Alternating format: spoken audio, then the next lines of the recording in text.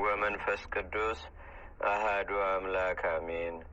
አንድ አምላክ በሆነ በአብ በወልድ በመንፈስ ቅዱስ ስም ጥር 22 በዚህች ቀን በግብፅ አገር ከአቅማን ከተማ የከበረና የገነነ የመነኮሳት ሁሉ አባት በገዳም ለሚኖሩ እንደ ኮከብ የሚያበራላቸው አባት እንጦንዮስ አረፈ። የዚህም ቅዱስ ወላጆቹ ንጹሐን ክርስቲያን ናቸው። እርሱም ከታናሽነቱ ጀምሮ ተንኮል፣ ሽንገላ በልቡ ውስጥ የለውም። ከወላጆቹም ጋር ወደ ቤተ ክርስቲያን ሂዶ በቆረበ ጊዜ ከሕፃናት ጋር በመጫወት ከቶ አይሳሳቅም ነበር።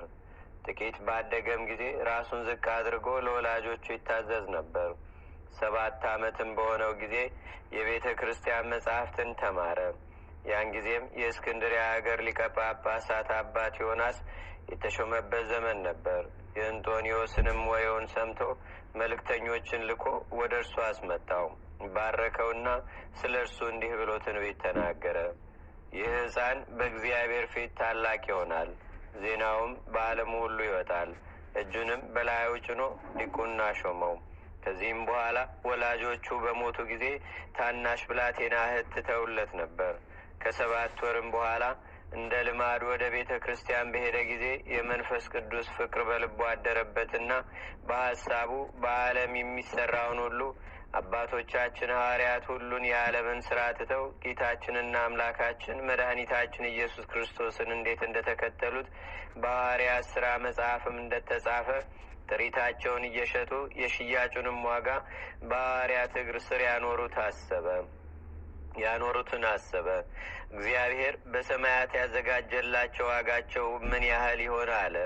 ይህም ሐሳብ በልቡ ውስጥ የሚወጣ የሚወርድ ሆነ። ከዚህም በኋላ ወደ ቤተ ክርስቲያን ሄደ። የክብር ባለቤት ጌታችንና አምላካችን መድኃኒታችን ኢየሱስ ክርስቶስ በከበረ ወንጌል ለባይለ ጸጋው የተናገረውን ሰማ። እንዲህ ሲል፣ ፍጹም ትሆን ዘንድ ከወደድክ ሂድ፣ ጥሪትህን ሁሉ ሽጠህ ለድሆች ስጥ፣ በሰማይ ለአንተ ድልብ አድርገው መጥተህም ተከተለኝ። በሰማይም ለአንተ ድልብ አድርገው መጥተህም ተከተለኝ። ከእግዚአብሔርም ዘንድ ይህን ልዩ ሐሳብ አግኝቶ ይህ ቃል ስለ እርሱ እንደተነገረ አሰበ። በዚያንም ጊዜ ከቤተ ክርስቲያን ወጣ። ለአባቱም ያማረ ሰፊ ምድር ነበረው። ለአገሩም ሰዎች ሰጣቸው። ለእርሱ የተውለትንም ጥሪታቸውን ሁሉ ሽጦ ለድሆችና ለችግረኞች ሰጣቸው። እህቱንም ወስዶ ከደናግል ገዳም አስገባት። በዚያንም ወራት የምንኩስና ሥርዓት አልተገለጸም ነበር። እግዚአብሔርንም ለማገልገል የሚሻ ከመንደር ጥቂት ወጣ ብሎ ብቻውን በመቀመጥ በጾም በጸሎት ተወስኖ ይጋደላል። የከበረ እንጦንዮስም እንዲሁ አደረገ። ሰይጣናትም በስንፍናና በዝሙት ጦር የሚዋጉት ሆኑ። በሕልሙም የሴት ገጽ በማሳየት አብራውም እንደምትተኛ ያደርጓታል። ከዚህም በኋላ በባህር ዳርቻ ወዳለች የመቃብር ቤት ሂዶ በዚያ የሚኖር ሆነ። በላዩ ባደረ በእግዚአብሔርም ረድኤት በተጋድሎ በረታ። ምግቡንም ከዘመዶቹ ወገን ያመጡለት ነበር። ሰይጣናትም ሲጋደል አይተው ቀኑበት። ታላቅ ድብደባንም ደብድበው ጥለውት ሄዱ። ዘመዶቹም ሲመጡ እንደ ሞተ ሆኖ ወድቆ አገኙት። ተሸክመውም ወደ ቤተ ክርስቲያን ወሰዱት። ጌታችንም አዳነው። በነቃም ጊዜ ወደ ቦታው ተመልሶ ይጋደል ዘንድ ተጋድሎውን ጀመረ። በዚያንም ጊዜ ሰይጣናትን ወደ እርሱ ሲመጡ አያቸው። በአራዊት አምሳል በአንበሶችና በተኩላዎች የተመሰሉ አሉ። በእባቦችና በጊንቶችም የተመሰሉ አሉ። ያስፈሩትም ዘንድ አንዱ በላዩ ተነሳሳ። እንጦንዮስም በእኔ ላይ ለእናንተ ስልጣን ካላችሁ ከእናንተ አንዱ ያሸንፈኝ ነበር ብሎ ዘበተባቸው። ወዲያውኑም እንደ ጢስ ተበተኑ። በሰይጣናት ላይ ድልን እግዚአብሔር ሰጥቶታልና። ሰይጣናትም ከሚያመጡትበት መከራና ስቃይ አረፈ። ምግቡንም በየዓመቱ 2 ጊዜ ያበስላል፣ በፀሐይም ያደርቀዋል። ወደ በዓቱም ማንም እንዲገባ አያሰናብትም። የሚሻውም ሁሉ በውጭ ይቆምና ድምፁን ይሰማል እንጂ። 20 ዓመትም እንዲህ ታላቅ ተጋድሎን እየተጋደለ በገድል ተጠምዶ ኖረ። ከዚህም በኋላ ፍጹም የሆነ እግዚአብሔርን መፍራትንና አምልኮቱን ለሰዎች ወጥቶ ያስተምር ዘንድ እግዚአብሔር አዘዘው። ስለዚህም ወደ ፍዩም አገር ወጥቶ ብዙዎች ደቀ መዛሙርትን ሰብስቦ አስተማራቸው።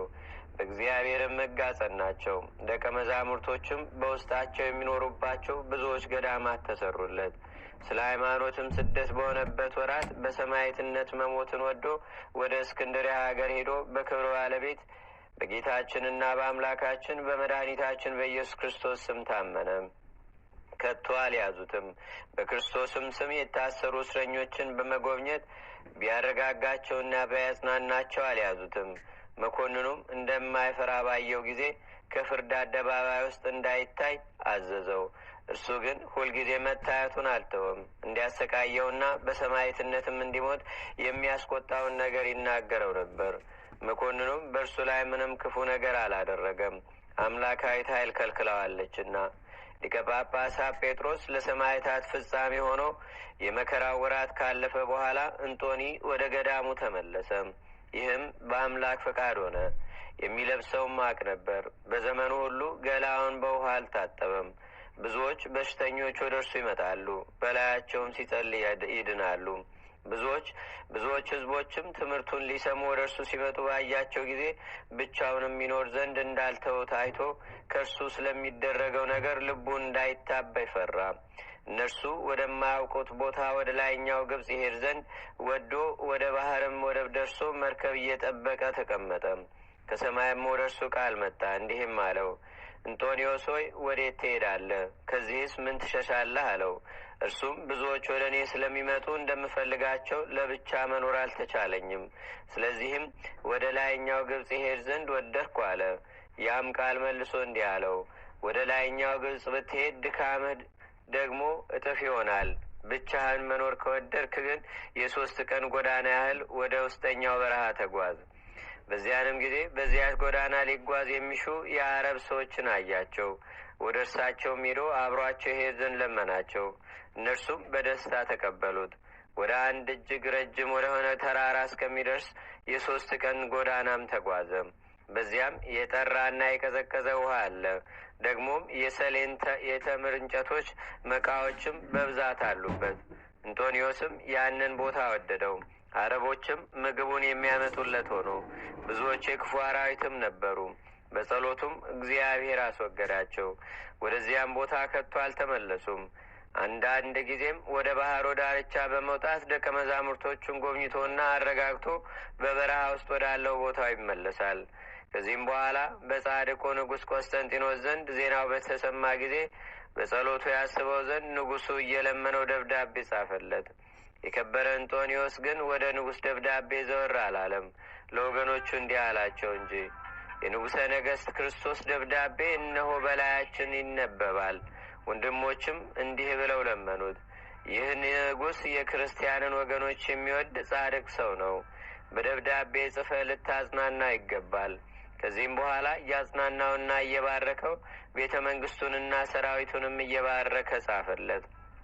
ዳግመኛም በአፍርንጊያ ንጉሥ ዘንድ ዜናው በተሰማ ጊዜ ወደ ከበረ እንጦንዮስ እንዲህ ብሎ ጻፈ። ወደ እኛ መጥተህ በእኛ ላይ በአገራችንና በሰራዊታችን ላይ በረከትን ታሳድር ዘንድ ስለ ጌታችንና ስለ መድኃኒታችን ስለ ኢየሱስ ክርስቶስ መከራዎች እኔ ወደ አንተ ፈጽሜ ማልዳለሁ።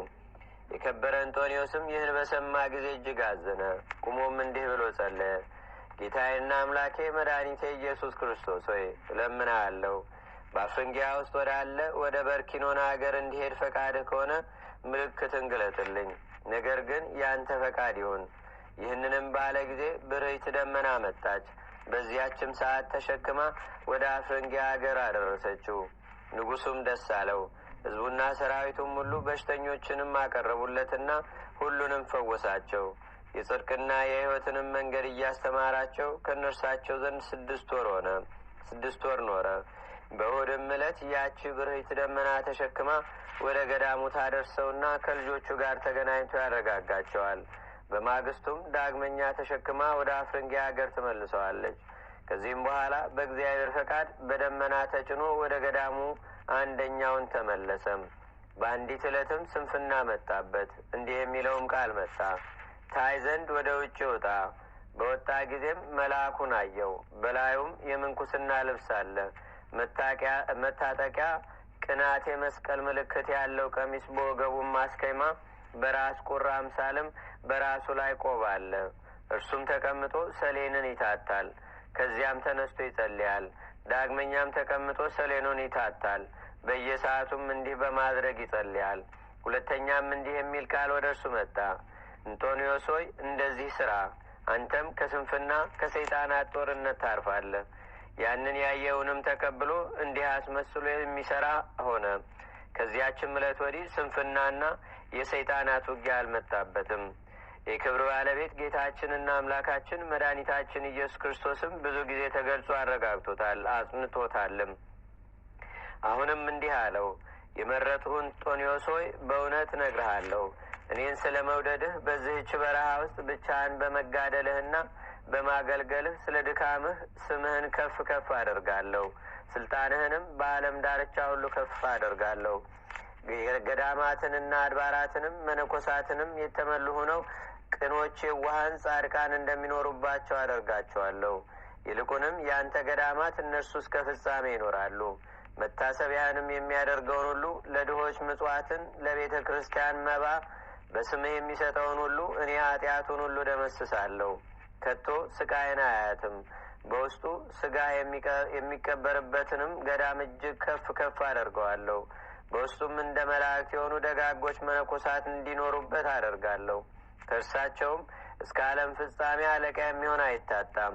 የምድር ነገስታት መሳፍንትና ሹማምንት ለገዳምህና ፍለጋህን ለሚከተሉ ልጆችም እጅ መንሻ ተሸክመው እንዲመጡ አደርጋለሁ። ጌታችንም ይህን ከተናገረው በኋላ ከእርሱ ዘንድ ወደ ሰማያት በታላቅ ክብር አረገ። አባ አንጦኒም ፈጽሞ ደስ አለው። ከዚህም በኋላ ስለ ቤተ ክርስቲያን መፍረስ እንዲህ ብሎ ትንቢት ተናገረ። መናፍቃን በላዩ ይሰለጥናሉ። ከዚህም በኋላ ወደ ቀድሞው ስርዓቷ ትመለሳለች።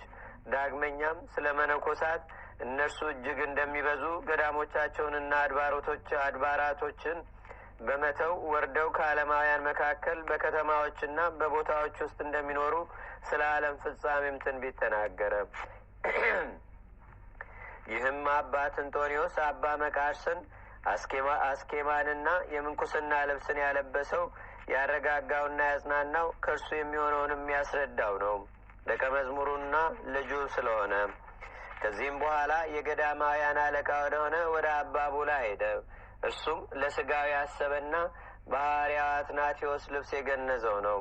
እረፍቱም እንደ ቀረበ ባወቀ ጊዜ በትሩን ለልጁ ለአባ መቃርስ፣ ምንጣፉንም ለአባ አትናቴዎስ፣ የፍየል ሌጦ አስፉን ለልጁ ለኤጲስቆጶሱ ለአባ ሰራቢዮን እንዲሰጡ ልጆቹን አዘዛቸው። ከዚህም በኋላ ከምድር ላይ ጋደም አለ። ነፍሱንም በእግዚአብሔር እጅ ሰጠ። ወደ እርሱም ሁሉም የመላእክት ማህበር መጥተው በክብር በምስጋና ፍጹም ተድላ ደስታ ወዳለበት ዘላለማዊ ረፍት ተቀብለው አሳረጉት። ስጋውን ግን ልጆቹ እንዳዘዛቸው ሰወሩት። እርሱ የቅዱሳን ሰማዕታትን ስጋቸውን የሚገልጡትን ይገስጻቸው ነበርና ስለ እነርሱ ስጋ ብዙ ገንዘብ እስከ መቀበል ደርሰው ዓለማዊ ጥሪት ያደርጉታልና። ይህም የከበረና የተመሰገነ አባት እንጦንዮስ እስከ መልካም ሽምግልና ደረሰ። እጅግም አረጀ። ግን ወደ ወደደው ወደ ክርስቶስ እስከ ሄደ ድረስ መልኩ አልተለወጠም። ብርታቱ ጽናቱም መላው ዕድሜውም 120 ዓመት ነው። ለእግዚአብሔርም ምስጋና ይሁን። እኛንም በዚህ በከበረ አባት ጸሎት ይማረን። በረከቱም በሀገራችን በኢትዮጵያ በሕዝበ ክርስቲያኑ ሁሉ ላይ ለዘላለሙ አድሮ ይኑር፣ አሜን። ሰላም ለብህታዌሁ በለህጸጽ ወንትጋ ውስተ ናህስ ከመኦፍ ወበቤተ አምሳል ጉጋ ብእሴ ሰማይ እንጦኒ ወመላከ ምድር በጸጋ ለቤተ ብለኔ እንዘይሜንን ህጋ መዋለ ሕይወቱ ይታጽብ ስጋ። በዚህች ዕለት የማፍን ኤጲስቆጶስ ሚናስ መታሰቢያው ነው። በረከቱም ከእኛ ጋር ትኑር ለዘላለሙ አሜን። አንድ አምላክ በሚሆን በአብ በወልድ በመንፈስ ቅዱስ ስም ጥር 23 በዚህች ቀን አሕዛብን ለሚያስተምር ለከበረ ለቅዱስ ጳውሎስ ደቀ መዝሙር የሆነ የከበረ ሐዋርያ ቅዱስ ጢሞቴዎስ በሰማዕትነት አረፈ። በዚህች ዕለት የከበሩ ሰማዕታት የጌርሎስና የአትናቴዎስ የጻድቁ ንጉሥ የቴዎዶስዮስ መታሰቢያቸው ነው።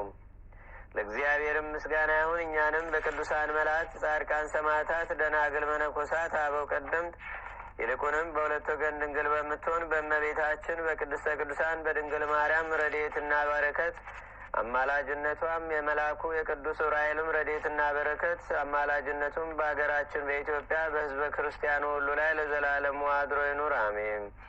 ዛቅረብኩ ማሌታ ዘኪራ ይላፈ ምለተጸምዱከ ዘልፈ ለላነብብ ተወከ ዘንዴተ መጽሐፈ እንተረሰይከ እግዚኦ ጸሪቀ መበለት ውኩበ ምላቡ ብውላን ዘተርፈ ነቢያት፣ ቅዱሳን፣ ሐዋርያት፣ ሰባኪያን፣ ሰማዕት ወጻድቃን፣ ደናግል፣ አዲ ወመነኮሳት ኤራን ባርኩ ባርኮ ጉባኤ ዛቲ መካን እስከ አረጋዊ ሊቅ ወንዑስ ሕፃን ለዘጻፎ በክርታስ ወለዛ ጻፎን ዘይደርስ ለዛ አንበቦ ወለዘተርጎሞ በልሳን አዲስ ወለዘሰማ ቃሎ በዝነ መንፈስ በጸሎተሙ ማርያም አራቂተ ኩሉም ባይ ሰቡረ ማረነ ኢየሱስ ክርስቶስ አቡነ ዘበሰማያት